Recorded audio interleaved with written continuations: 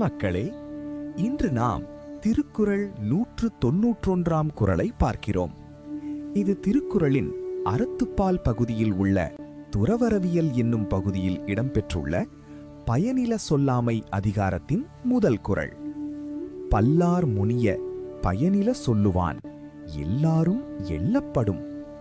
இந்த குறள் சொல்ல வருவது என்னவென்றால், ஒருவன் பலரும் வெறுக்கும் வகையில் பயனில்லாத வார்த்தைகளை தொடர்ந்து பேசினால் அவனை எல்லாரும் இகழ்வார்கள்.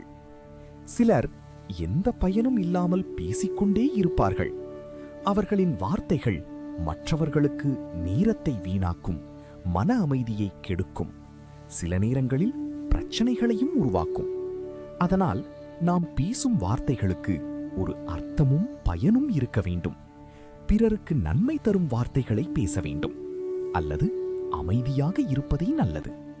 அதிகமாக பேசுவது பெரிய விஷயம் அல்ல, சரியானதை பேசுவதுதான் முக்கியம். ஒரு நல்ல வார்த்தை மற்றவர்களின் வாழ்க்கையை மாற்றலாம், ஆனால் பயனில்லாத வார்த்தைகள் மதிப்பை குறைத்துவிடும். அதனால் நாம் பேசும் வார்த்தைகளுக்கு ஒரு வார்த்தை தேவையா என்று சிந்திக்க வேண்டும். இதைத்தான் இந்த குறள் மிக அழகாக சொல்லுகிறது.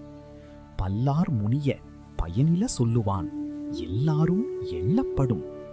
அடுத்த குறளில் மீண்டும் சந்திப்போம்.